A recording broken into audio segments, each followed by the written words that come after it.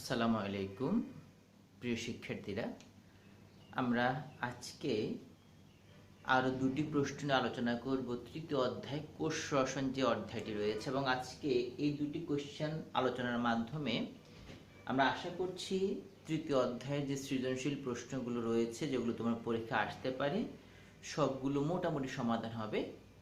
কিছু সামান্য জ্ঞানমূলক এবং অনুধাবনমূলক প্রশ্ন একটু প্র্যাকটিস করতে হবে। এছাড়া প্রয়োগ এবং উচ্চতর দক্ষতামূলক বা বিশ্লেষণধর্মী যে প্রশ্নগুলো রয়েছে, আমরা আশা করছি সবগুলি সলভ হয়ে যাবে আজকে। তো আমরা আমাদের উদ্দীপকগুলো একটু আগে খেয়াল করি। দেখো, প্রথম যে উদ্দীপকটি 1 নাম্বার, সাদি আলু ভাজি দিয়ে ভাত খেয়ে বই খাতা নিয়ে স্কুলে আসলো। তাহলে খেয়াল করো, এখান থেকে কয়টা জিনিস বুঝে রাখো। এক হচ্ছে আলু ভাজি দিয়ে ভাত খেয়েছে, তাহলে এখানে কয়টা উপাদান রয়েছে। একটা আলু, দেখো আলুটা হচ্ছে আমরা জানি স্টার্চ।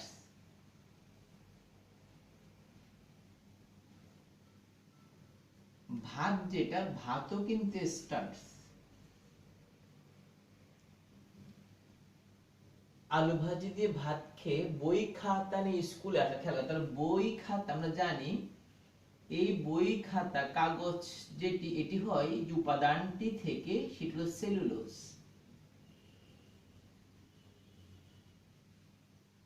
তাহলে আমরা বুঝতে পেরেছি প্রথম উদ্দীপকে যে উপাদানগুলোর কথা বলা হয়েছে সেটি হচ্ছে স্টার্চ এবং সেলুলোজ, এবং এই দুটি হচ্ছে একটি পলিস্যাকারাইড। তবে মনে রেখো, কোশ্চেন যে শুধু পলিস্যাকারাইড থেকে আসবে এমনটি না, এমনও হতে পারে বলতে পারে এর এককগুলোর গঠন দেখাও, এর এককটির গঠন দেখাও। আমরা এই সৃজনশীল প্রশ্ন আলোচনা করতে গিয়ে আমরা যখন এই প্রশ্নটি আসবে, তখন আমরা এগুলো ব্যাখ্যা করব কিভাবে আসতে পারে। অন্যদিকে খেয়াল করো, 2 নাম্বার, এক্স 6 কার্বন বিশিষ্ট অ্যালডোস সুগার, আর ওয়াই হচ্ছে 6 কার্বন বিশিষ্ট কিটোজ সুগার। আমরা এটা বুঝে গিয়েছি, 6 কার্বন বিশিষ্ট অ্যালডোস সুগার মানে হচ্ছে গ্লুকোজ, আর 6 কার্বন বিশিষ্ট যে কিটোজ সুগারটি, সেটা হচ্ছে অবশ্যই ফ্রুক্টোজ। তাহলে বুঝে গিয়েছি এক্স হচ্ছে গ্লুকোজ, আর গ্লুকোজ এর মধ্যে অ্যালডোস সুগার থাকে বিধায় কিন্তু 6 কার্বন বিশিষ্ট, এবং গ্লুকোজ অ্যালডোস বা অ্যালডিহাইড মূলক ধারণ করে বিধায় গ্লুকোজের আরেক নাম হচ্ছে অ্যালডোহেক্সোস। অন্যদিকে ওয়াই যেটি রয়েছে, আমরা বুঝতে পারছি ওয়াই যেহেতু এটিও 6 কার্বন, সো হেক্সোস, আর যদি কিটো মূলক থাকে, এটা বোঝা যাচ্ছে এটা হলো ফ্রুক্টোজ। আর কিটোমূলক থাকে বিধায় ফ্রুক্টোজকে কিটোস হেক্সোসও বলা হয়, কারণ 6টি কার্বন, তাই বলা হয় হেক্সোস। আর কার্যকরী মূলক যেহেতু কিটো, তাই বলা হয় কিটো হেক্সোস। তো আমরা এখন এই প্রশ্নগুলো আলোচনা করব, পাশাপাশি এখান থেকে যদি কোনো লিঙ্ক থাকে প্রশ্নে, সেটা আলোচনা করব। আমরা একটি একটি করে আসছি। আমাদের প্রথম যে প্রশ্নটি, 1 নম্বর প্রশ্নের প্রথম অংশটি, কোএনজাইম কি? কোএনজাইম কি আমরা এটা জানি, যদি কোনো যৌগ এনজাইমে প্রোটিনের পাশাপাশি অপ্রোটিন অংশ হিসেবে জৈব রাসায়নিক পদার্থ যুক্ত থাকে, তখন তাকে কোএনজাইম বলে, এটা আমরা জানি। এবং এর সাথে আরেকটা জানি, যদি সেক্ষেত্রে প্রোটিনের সাথে অপ্রোটিন অংশ হিসেবে ধাতব আয়ন থাকে, তখন তাকে কোফ্যাক্টর বলে। দ্বিতীয় যে কোশ্চেনটি রয়েছে, সেটি হচ্ছে রিডিউসিং ও নন রিডিউসিং সুগার বলতে কি বুঝো? দেখো, শুধু রিডিউসিং নন রিডিউসিং সুগার বলতে কি বুঝো এতটুকু না, এটা এভাবেও আসতে পারে রিডিউসিং এবং নন রিডিউসিং সুগারের পার্থক্য লিখো। 12 কয়েকটা প্রশ্ন আমরা বলছি একটি একটি করে, খেয়াল করো। প্রথমত সংজ্ঞাটা বলে দিই। আমরা জানি, যদি কোনো কার্বোহাইড্রেটে মুক্ত অ্যালডিহাইড মূলক অথবা মুক্ত কীটমূলক থাকে। অর্থাৎ যদি কার্বোহাইড্রেটের যে অ্যালডিহাইড মূলকটি রয়েছে, আমরা জানি কার্বোহাইড্রেটের কার্যকরী মূলক দুটি, অ্যালডিহাইড এবং কিটো। যদি সে অ্যালডিহাইড এবং কিটো মুক্ত অবস্থায় থাকে, যদি এই মূলকগুলো গ্লাইকোসাইটিক বন্ড তৈরি না করে, তখন তাকে বলা হয় রিডিউসিং সুগার। তাহলে আগে আমরা এটা জানি রিডিউসিং সুগার কি, যদি কোনো কার্বোহাইড্রেটের অ্যালডিহাইড বা কিটো যে কোনো একটি থাকলে হবে, অ্যালডিহাইড বা কিটো মূলকটি মুক্ত অবস্থায় থাকে, তখন তাকে বলা হয় রিডিউসিং সুগার। তাহলে আবার প্রশ্ন, তাহলে নন রিডিউসিং সুগারটা কি? তখন বলবো যদি কোনো কার্বোহাইড্রেটে অ্যালডিহাইড বা কিটো মূলকটি মুক্ত অবস্থায় না থাকে, তার মানে কি তারা বন্ড করে ফেলবে, তখন তাদেরকে বলা হয় নন রিডিউসিং সুগার। এখন দেখো, যদি আবার প্রশ্ন আসে এখান থেকে, গ্লুকোজকে কেন রিডিউসিং সুগার বলা হয়? তোমরা জানো গ্লুকোজের 1 নং কার্বনে থাকে অ্যালডিহাইড মূলক। যেহেতু গ্লুকোজের 1 নং কার্বনে অ্যালডিহাইড মূলক থাকে, সেই গ্লুকোজটি যদি অন্য কারোর সাথে বন্ড না করে, 1 নং কার্বনে অ্যালডিহাইড মূলক যদি সে 1 নং কার্বনটি বন্ড না করে গ্লুকোজের, তাহলে সেক্ষেত্রে অ্যালডিহাইড মূলকটি মুক্ত থাকে, ফ্রি থাকে। তাই গ্লুকোজ একটি রিডিউসিং সুগার বা বাংলা বলা হয় বিজারক শর্করা। অন্যদিকে আবার যদি প্রশ্ন করা হয় ফ্রুক্টোজকে কেন রিডিউসিং সুগার বলে, তখন আমরা এভাবে বলবো ফ্রুক্টোজ কি মূলক? কীটমূলক থাকে, মানে কিটোহ্যাক্সোজ। ফ্রুক্টোজের 2 নং কার্বনে থাকে কীটমূলকটি, 2 নং কার্বন। যদি ফ্রুক্টোজ তার 2 নং কার্বনের কীটমূলকটি কারোর সাথে বন্ড না করে, তখন সেই ফ্রুক্টোজটি হবে রিডিউসিং সুগার। তাহলে আমরা বলবো যেহেতু ফ্রুক্টোজের 2 নং কার্বনে কীটমূলকটি মুক্ত অবস্থায় রয়েছে, তাই ফ্রুক্টোজ একটি রিডিউসিং সুগার। এবার দেখো, যদি আবার প্রশ্ন করা হয় সুক্রোজ কেন নন রিডিউসিং সুগার, এবার আসছি আমরা। তাহলে নন রিডিউসিং সুগার মানে কি? যদি কোনো কার্বোহাইড্রেট অ্যালডিহাইড বা কীটমূলকটি মুক্ত না থাকে, তখন তাকে আমরা কি বলি? নন রিডিউসিং সুগার। এখন দেখো, যদি প্রশ্ন করি এভাবে, তাহলে সুক্রোজকে নন রিডিউসিং সুগার বলা হয় কেন? সুক্রোজকে, তাহলে উত্তর কি দিব? একদম সহজ উত্তর। দেখো, তাহলে গ্লুকোজের কত নম্বর কার্বনে অ্যালডিহাইড মূলক থাকে মনে আছে? 1 নম্বরে। গ্লুকোজের 1 নং কার্বনে থাকে অ্যালডিহাইড মূলক। এবার আসো, আর ফ্রুক্টোজের কত নং কার্বনে থাকে? 2 নং। তার মনে রাখো গ্লুকোজের 1 নং কার্বনে এবং ফ্রুক্টোজের 2 নং কার্বনে থাকে অ্যালডিহাইড, গ্লুকোজে থাকে অ্যালডিহাইড মূলক 1 নং কার্বনে মুক্ত, আর ফ্রুক্টোজের 2 নং কার্বনে থাকে কীটমূলক মুক্ত। তাহলে অ্যালডিহাইড এবং কীটো মুক্ত, তাই তার রিডিউসিং। এখন দেখো, যখন সুক্রোজ তৈরি, তোমরা জানো সুক্রোজ তৈরি কিভাবে? গ্লুকোজ এবং ফ্রুক্টোজ 1-2, খেয়াল করো 1-2 গ্লাইকোসাইডিক বন্ড দিয়ে। তাহলে দেখো, যদি গ্লুকোজের 1 নং কার্বন বন্ড করে, তাহলে ওর অ্যালডিহাইড মূলকটি ফ্রি নেই, বন্ড করে ফেলেছে। ফ্রুক্টোজ যদি 2 নং কার্বন বন্ড করে, তাহলে ফ্রুক্টোজের 2 নং কার্বনে কি ছিল? কীটমূলক। তাহলে গ্লুকোজের 1 নং কার্বন বন্ড করেছে, ফ্রুক্টোজের 2 নং কার্বন বন্ড করেছে, তাহলে 1 নং কার্বনে আর অ্যালডিহাইড মূলকটি ফ্রি নাই, 2 নং কার্বনে কীটমূলকটি আর ফ্রি নাই। তাহলে যদি অ্যালডিহাইড বা কীটমূলক ফ্রি না থাকে, মুক্ত না থাকে, তখন সেটা কি হয়ে যাবে? নন রিডিউসিং সুগার। সুতরাং গ্লুকোজ এবং ফ্রুক্টোজ যখন 1-2 গ্লাইকোসাইডিক বন্ড দিয়ে যুক্ত সুক্রোজ গঠন করে, তখন সেখানে বা তাদের মধ্যে আর কোনো মুক্ত অ্যালডিহাইড বা মুক্ত কীটমূলক থাকে না, তাই সুক্রোজ একটি নন রিডিউসিং সুগার। এবার আসছি গ নম্বর যে প্রশ্নটি, উদ্দীপক উল্লেখিত উপাদানগুলোতে প্রাপ্ত শর্করার সংকেত লিখো। দেখো, এখানে প্রশ্নটি যেটা বলেছে সেটা হচ্ছে উপাদানগুলো কি কি? আলু আর ভাত। আমরা জানি আলু আর ভাত হচ্ছে স্টার্চ, আর বই খাতা হচ্ছে সেলুলোজ। সুতরাং আমি এবার লিখবো এখানে দুটি উপাদান রয়েছে, আলু এবং ভাতে রয়েছে স্টার্চ, অন্যদিকে বই খাতাতে রয়েছে সেলুলোজ। এরপর আমরা কি করব? নিচে স্টার্চ এবং সেলুলোজের গঠনটা আঁকবো। এবার দেখো, একইভাবে এই প্রশ্নটা একটু চেঞ্জ আসতে পারে। কিভাবে? যদি আসে যে উপাদানগুলো রয়েছে সেই উপাদানগুলোর একক, তখন খেয়াল করো তখন কি হবে? যদি একক বলে তাহলে আলু এবং ভাজিতে স্টার্চ। আমরা জানি স্টার্চ হচ্ছে আলফা গ্লুকোজ,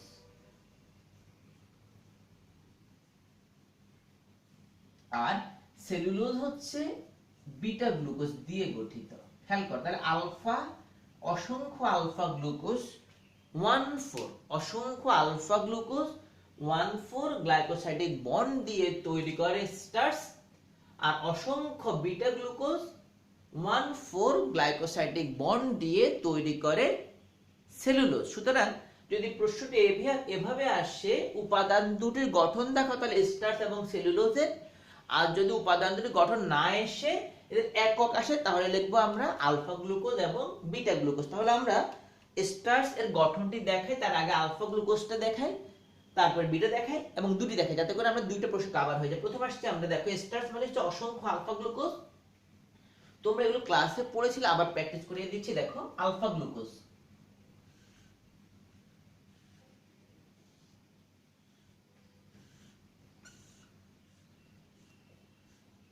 তোমরা সবাই জানো আলফা মানে 2 2 1 2 1 2 2 1 2 1 H H OH H CH2OH। দেখো, যদি পরীক্ষায় এতটুকু আসে, উপাদান দুটি যে একক সমূহ নিয়ে গঠিত তার গঠন দেখাও, তাহলে এক স্টার্চের গাঠনিক একক হচ্ছে আলফা গ্লুকোজ, এটা দেখালে হয়ে গেল আমাদের। বাট একইভাবে আসো সেলুলোজ, যেটা আমরা জানি সেলুলোজ অসংখ্য বিটা গ্লুকোজ নিয়ে গঠিত, তাহলে আমরা একটি বিটা গ্লুকোজের গঠনটি দেখাই। আমরা জানি বিটা গ্লুকোজ মানে হচ্ছে 1 2 1 2 1 OH H OH H CH2OH। দেখো, যদি পরীক্ষায় আসে উপাদানগুলোর গাঠনিক এককের গঠন দেখাও, তাহলে এটি একটা আলফা গ্লুকোজ 2 2 1 2 1, এটি বিটা গ্লুকোজ 1 2 1 2 1, এতটুকু দেখালে হয়ে যাবে। এখন দেখো, যদি এখানে যেভাবে প্রশ্নে বলেছে উপাদান দুটির গঠন দেখো, নট এককের গঠন, তাহলে কি হবে, আমাদেরকে স্টার্চের গঠনটা কমপ্লিট করতে হবে। তাহলে আমরা জানি সবাই এখানে কমপক্ষে আমরা 3টি এঁকেছিলাম।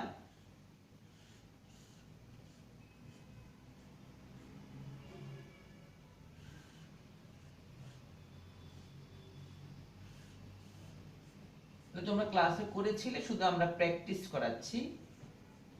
2 2 1 2 1 H H OH H CH2OH।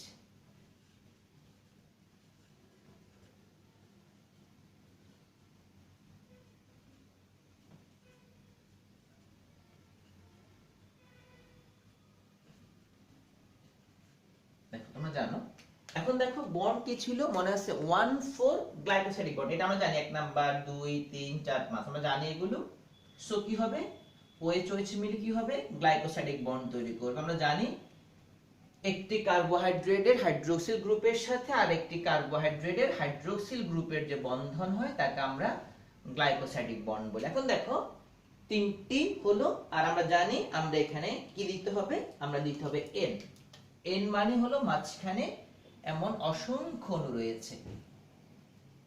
তাহলে আমরা আবার আসছি, আমরা এগুলো ক্লাসে পড়েছিলাম, শুধু প্র্যাকটিস। তাহলে খেয়াল করো, অসংখ্য N মানে মাঝখানে অসংখ্য অণু আছে, অসংখ্য আলফা গ্লুকোজ পরস্পরের সাথে, আমরা বলবো উপাদানটি স্টার্চ, যা অসংখ্য আলফা গ্লুকোজ নিয়ে গঠিত। অসংখ্য আলফা গ্লুকোজ পরস্পরের সাথে 1,4 গ্লাইকোসাইডিক বন্ড দ্বারা যুক্ত হয়ে তৈরি করে স্টার্চ। হয়ে গেল। এখন দেখো, আমরা জানি স্টার্চের মধ্যে 1,4 বন্ড ছাড়াও 1 এবং 6 বন্ড থাকতে পারে, বাট এক্সামে আমরা 1,4 দেখালেই চলবে, আমাদেরকে এক্সামে 1,6 না দেখালেও চলবে। এবার আসছি সেকেন্ড যে অংশটি, বই খাতা হলো সেলুলোজ। আমরা জানি সেলুলোজ হচ্ছে অসংখ্য বিটা গ্লুকোজ 1 2 1 2 1, তাহলে আমরা এখানে একইভাবে 3টা বিটা গ্লুকোজ আনছি,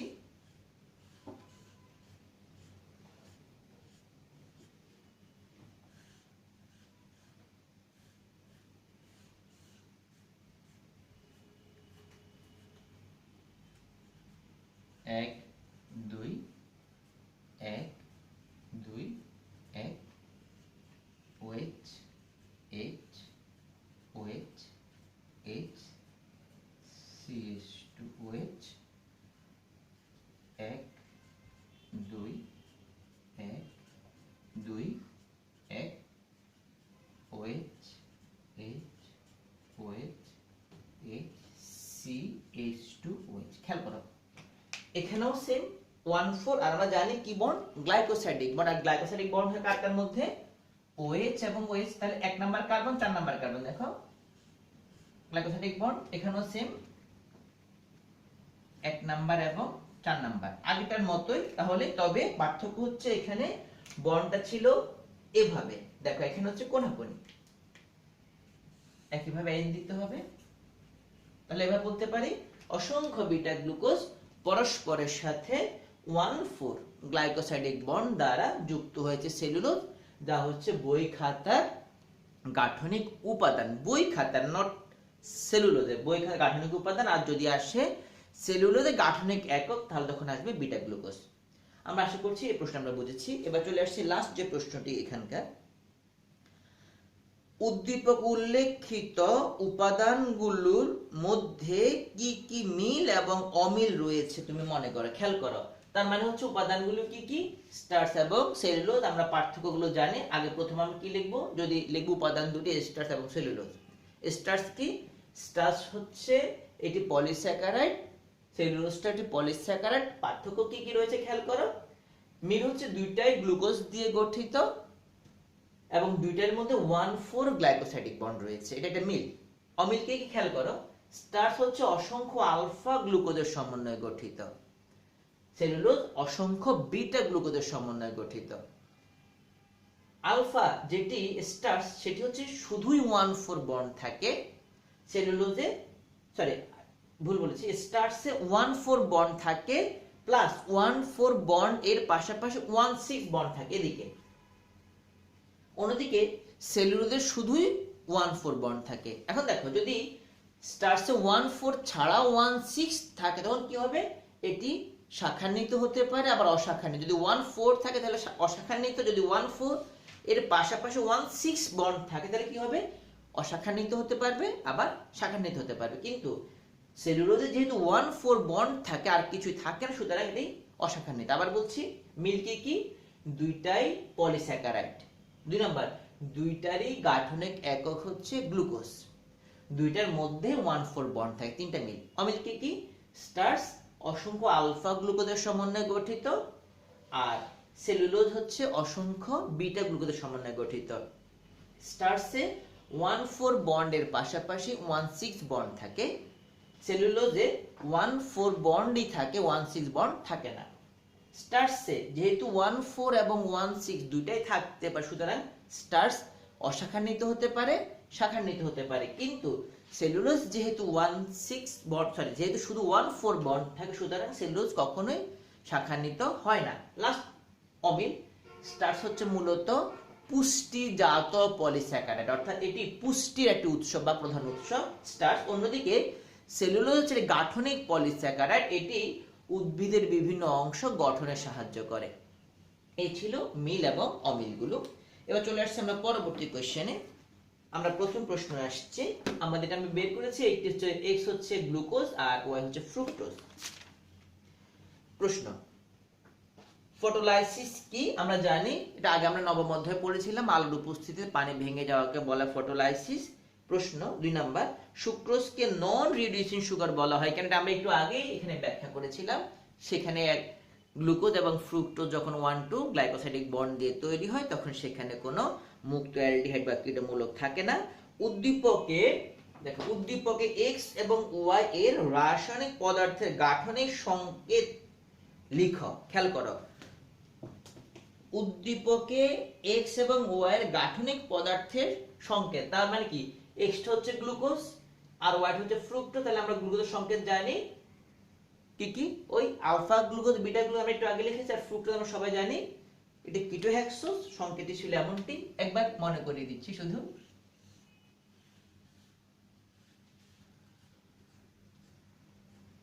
ঘড়িকাটার বিপরীত দিকে দেখো মনে পড়ে কিনা, এটি ছিল CH2OH, এটি ছিল OH, এটি H, এটি CH2OH, এটি 1 নাম্বার কার্বন, 2 নাম্বার কার্বন, 3 4 5 6, এবং এটি হচ্ছে আমরা জানি এর কাউন্টিং হয় এন্টি ক্লক বা ঘড়ি কাঁটার বিপরীত দিকে। শেষ যে প্রশ্নটি, সি দ্বারা গঠিত বিভিন্ন ওয়াই, এখানে ওয়াই দ্বারা, সরি ভুল বলেছি, এক্স দ্বারা, বইতে ছিল সি, আমরা এক্স দিয়েছি, সি দ্বারা গঠিত বিভিন্ন ধরনের পলিমারের মধ্যে তুলনা করে। দেখো তাহলে এক্স দ্বারা গঠিত বিভিন্ন রকম পলিমারের তুলনা, তাহলে খেয়াল করো এক্সটা কি, গ্লুকোজ, তাহলে গ্লুকোজ দ্বারা গঠিত বিভিন্ন পলিমার, তার মানে গ্লুকোজ হচ্ছে আমরা জানি দুই রকম, কি কি, আলফা এবং বিটা। তাহলে আলফা দ্বারা তৈরি হয় যে পলিমারটি তার নাম হলো স্টার্চ এবং গ্লাইকোজেন, দুটো হতে পারে। অন্যদিকে বিটা দ্বারা, আলফা দ্বারা তৈরি হয় স্টার্চ এবং গ্লাইকোজেন, আর অন্যদিকে বিটা গ্লুকোজ দ্বারা তৈরি হয় যে পলিমারটি তার নাম হচ্ছে সেলুলোজ। তাহলে আবার বলছি গ্লুকোজের দুটো, এটা আলফা আর বিটা, আর আলফা দ্বারা যেটি তৈরি হয় সেটি হচ্ছে স্টার্চ এবং গ্লাইকোজেন, আর বিটা দ্বারা যেটি তৈরি হয় সেটি হচ্ছে সেলুলোজ। সুতরাং আমরা বলবো উপর উপাদানটি গ্লুকোজ, এর দুটি ধরন, একটি হচ্ছে আলফা আর এর বিটা গ্লুকোজ। আলফা গ্লুকোজ দ্বারা তৈরি হয় যে পলিমারটি তার নাম স্টার্চ এবং গ্লাইকোজেন, অন্যদিকে বিটা গ্লুকোজ দ্বারা গঠিত যে পলিমার তার নাম সেলুলোজ। দেন আমরা একটু আগে এখানে পড়েছিলাম স্টার্চ এবং সেলুলোজের মধ্যে তুলনা, সেখানে মিল অমিল দুটি ছিল। তো এ হচ্ছে এই চ্যাপ্টারে মোট 6টি প্রশ্ন সলভ করেছে, এবং আমি আশা করছি সবগুলো প্রশ্ন চলে আসছে।